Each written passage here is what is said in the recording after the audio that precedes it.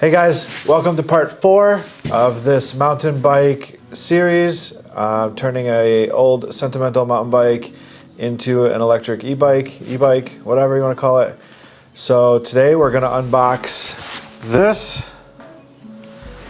And this is the Viola Mart 1500 watt rear hub with the controller built in. So let's get to unboxing. Grab our knife there. Oops.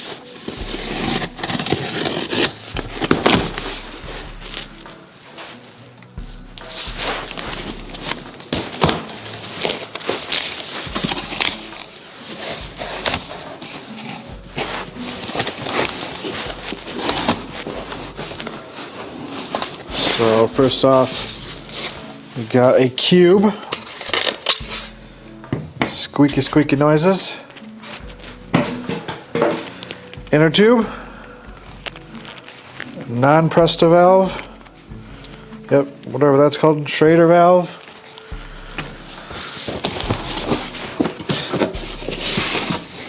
Another squeaky cube. This has our cassette in it. We have a spacer.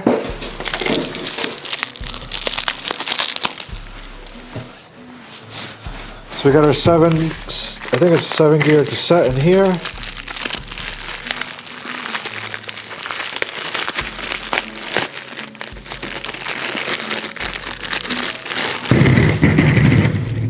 That's how you handle brand new parts.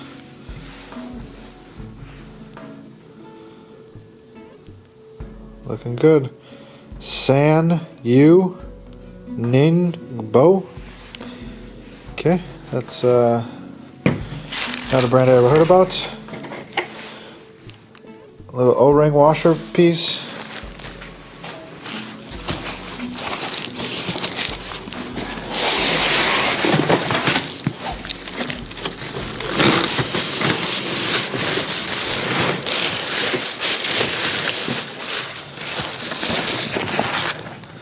Little box, more squeaky stuff. Oh, the rim's actually kind of nice. You can see where they welded it together.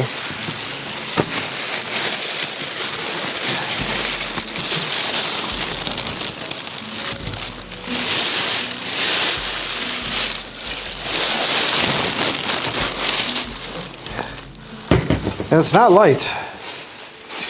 It's not light at all. It's got to be a good, I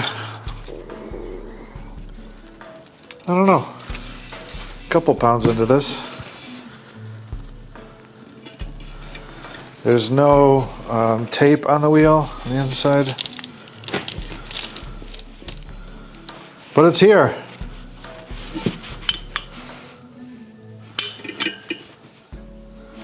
Three-pin and the hole plug. Okay, cool. Give you a little close-up with this camera. It's very shiny.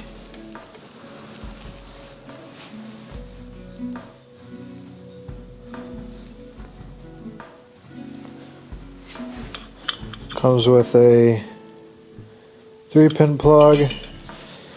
And this, I think it's a 10-pin plug, but it looks like, yeah, 10-pin, what I read. Other side,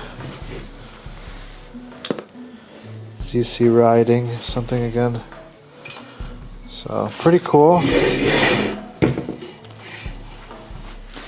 Came with a really crappy tire that I will not be using, but I'll keep it as a spare. And another piece of styrofoam.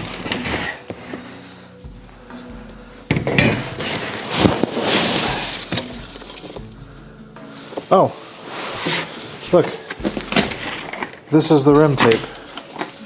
It came with some rim tape. Why wasn't it installed?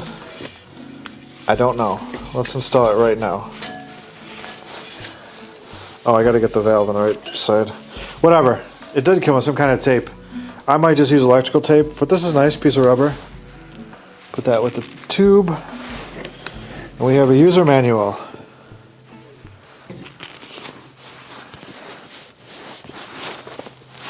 User manual. That guy looks to be in the military, holding a little gun.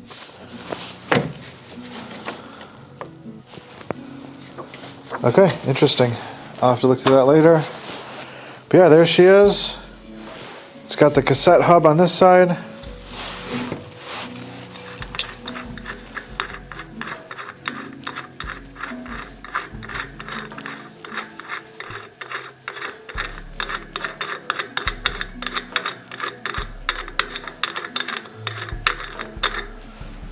That was a lot of threads.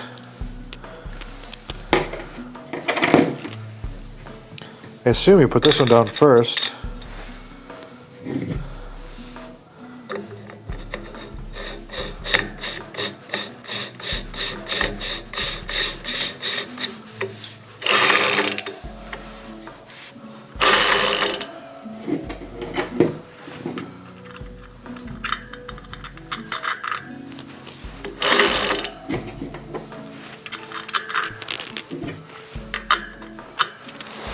Why this cap? Just to make it look nicer. Nice yellow zinc bolts. Just for now, we'll put that on like that. Up, pull it out a little bit. Put it on like that.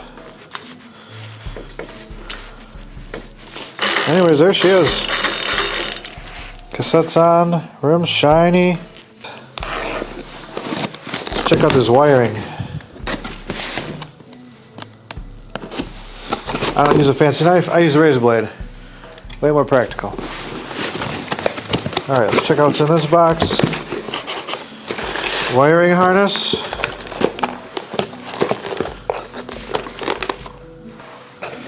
So this looks like the side that plugs into the motor side, and we've got two reds. Those are for the brakes. We've got the orangish yellow, that's for throttle. And the green one is for the display. We have KT V12L. This is for the pedal assist. This is the sensor that's going to pick up the magnets. We got some hose to make it all clean up a little bit. We've got a plus minus. I don't know what that one's for. This one screws into the motor and goes, oh, right here. Oh, so it's going to be, this is to the battery. Oh, cool, there's a plug right here to disconnect it. Interesting. So you can put whatever connection you want on there. I got Anderson coming. I wanted the XT90, but we're doing Anderson. Two brake levers. We're not using these. Throttles. We're going to try not to use these. And this should be our display. It came with some zip ties.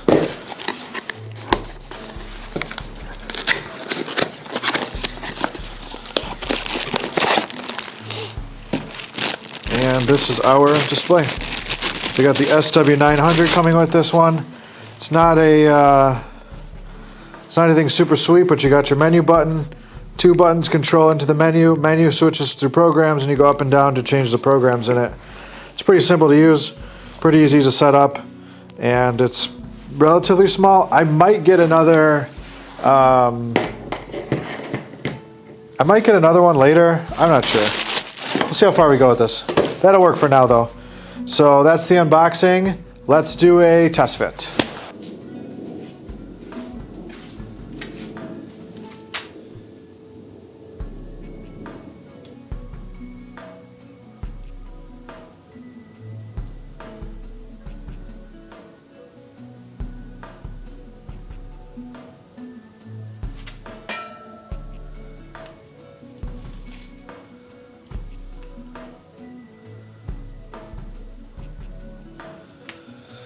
Alright guys, so not exactly how I wanted it to turn out, but I had to put two extra spacers,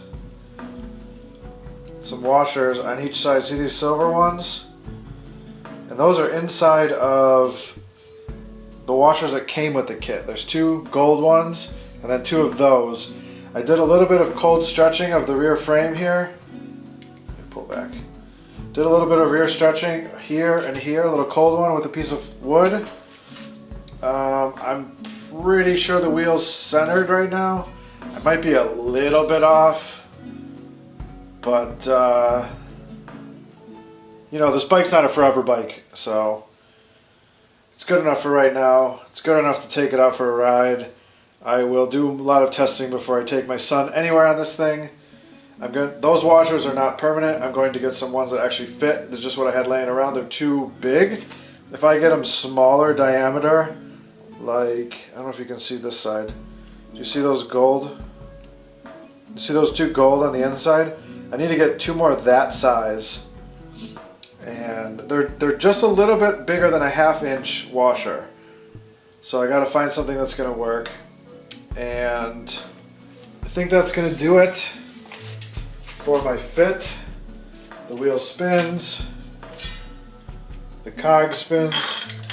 So it was grinding on the inside right here.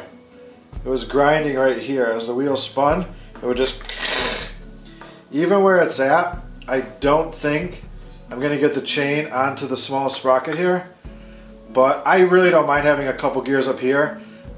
When I rode my old boss's bike, I don't even think I changed the gear. I put it in 1 gear and I rode it for 13 miles, and you don't need to change the gear. If you need a little oomph, you just hit the motor on a little bit. So the gear thing is not really a big deal. I actually was looking to buy a fat, like a Saunders fat frame with a single dropout, like with like a single this way that you can put a tensioner in to tighten the chain. That's what I was originally looking for before I did this bike. But I was like, you know what? I should bring this bike back to life, bring some life to it, and kind of redo it. So I don't know if you guys see what I got right there. The mic's on top. I hope you can hear me from this distance. But that's our battery. I'm excited. So I'm going to open that and make another video, and then we'll test fit that on the bike, and we'll see how heavy this damn thing's going to be, because it's already super heavy with this motor. So, alright, thanks for watching.